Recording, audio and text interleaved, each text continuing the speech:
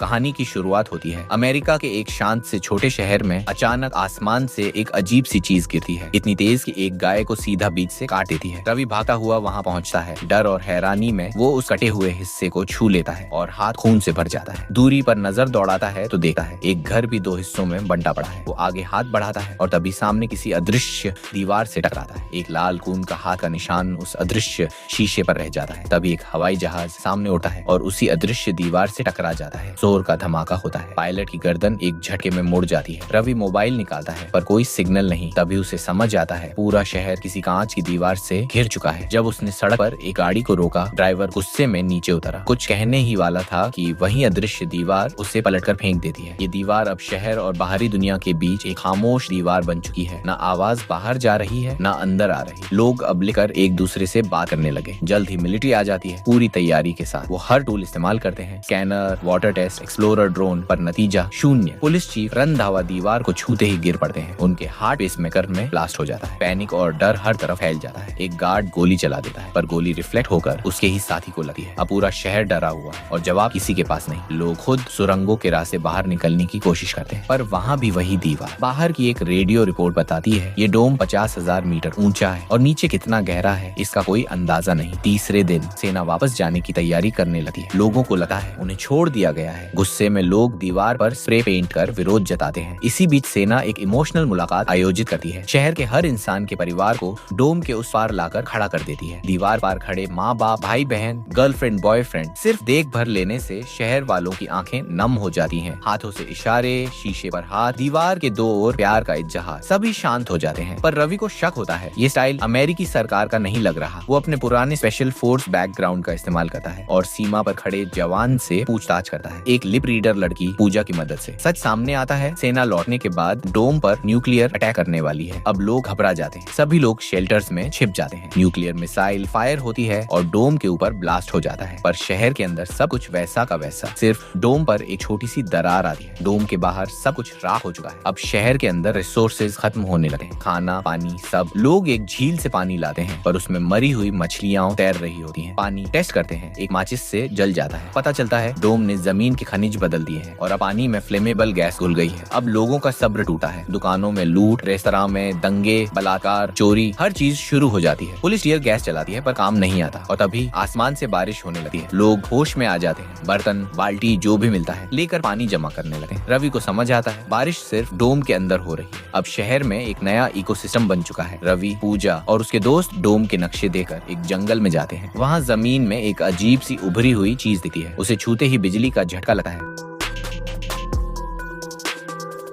वहाँ एक ग्लास जैसी सतह के अंदर एक काला अंडा होता है। रवि और पूजा दोनों हाथ रखकर उससे कम्युनिकेशन की कोशिश करते हैं। तभी पूजा की माँ आ जाती है। पूजा डर कर हाथ हटा लेती है और उसकी माँ गायब हो जाती है। पूजा भागकर घर जाती है। माँ अब बिस्तर पर है, अंतिम सांसें चल रही हैं। डोम मानो उसे आखिरी विदाई का इशारा दे रहा था। पूजा अब यकीन कर लेती है ये सब किसी बहुत बड़े रहस्य का हिस्सा है। रवि की बहन अचानक एक एपिलेप्टिक अटैक से गिर पड़ती है। वही शब्द बोलती है जो सालों पहले रवि और पूजा ने एक साथ बड़बड़ाए थे। उन्हें शक होता है क्या हम दोनों चूने हुए लोग हैं। अगली सुबह उनके घर के पिछवाड़े में एक छोटा डोम उगाता है। रवि, पूजा और 2 दोस्त मिलकर हाथ रखते हैं। अचानक अंधेरा हो जाता है और उसमें से उड़ते हैं गुलाबी तारे चारों तरफ। छोटे डोम के अंदर एक प्यूपा दिखा है। कुछ दिन में वो एक तितली बन जाती है। तितली डोम में इधर उधर टकराने लगती है और डोम काला पड़ने लगा है। शहर का आसमान भी अब काले धब्बों से ढक चुका है और पूरा दिन काली रात में बदल जाता है। अब सब तय करते हैं तितली को बाहर निकालना होगा। तभी डोम पर 4 हथेली के निशान उभरते हैं। चारों दोस्त हाथ रखते हैं। डोम टूटा है और अंदर से एक छोटा काला अंडा निकलता है। तितली अधमरी सी हालत में होती है। जैसे ही कोई उसे छूता है वो फिर से जिंदा हो जाती है। अंडा भी चमकने लगता है जैसे कोई ऊर्जा एक्टिवेट हो रही हो। जब वो अंडा उड़ने लगता है रवि का एक दोस्त उसे थाम लेता है। अंडा शांत हो जाता है। तितली उसके चारों तरफ चक्कर लगाने लगती है। अब सब फिर उसी जंगल में जाते हैं, वहीं जहाँ अंडा मिला था। पूजा आंखें बंद कर प्रार्थना करती है। तभी सामने उसकी माँ फिर दिखती है। माँ बताती है वो असली माँ नहीं है बल्कि एक एलियन है। पूरी ये व्यवस्था एक एलियन एक्सपेरिमेंट है। इंसानों के बिहेवियर को समझने के लिए। अगर वो डोम तोड़ना चाहते हैं तो उन्हें उस अंडे की रक्षा करनी होगी। अगले दिन सब मिलकर उस अंडे को झील में छोड़ देते हैं। अचानक झील से गुलाबी रोशनी निकलती है और एक स्टार की तरह आसमान में उड़ जाती है। शहर वाले आकाश की ओर देखते रह जाते हैं। आसमान अब सफेद हो चुका है, पर ये सफेदी शायद किसी और बड़ी आफत की निशानी है। तो क्या ये अजीबोगरीब डोम सिर्फ एक प्रयोग था? क्या इंसानों का बर्ताव किसी टेस्ट का हिस्सा था और असली खतरा अब शुरू हो रहा है? इस कहानी से जुड़ी आपकी थ्योरी क्या है? नीचे कमेंट्स में जरूर बताइए। वीडियो पसंद आया हो तो लाइक करें, शेयर करें और चैनल को सब्सक्राइब करना ना भूलें। हम मिलेंगे अगली रहस्यमयी कहानी में।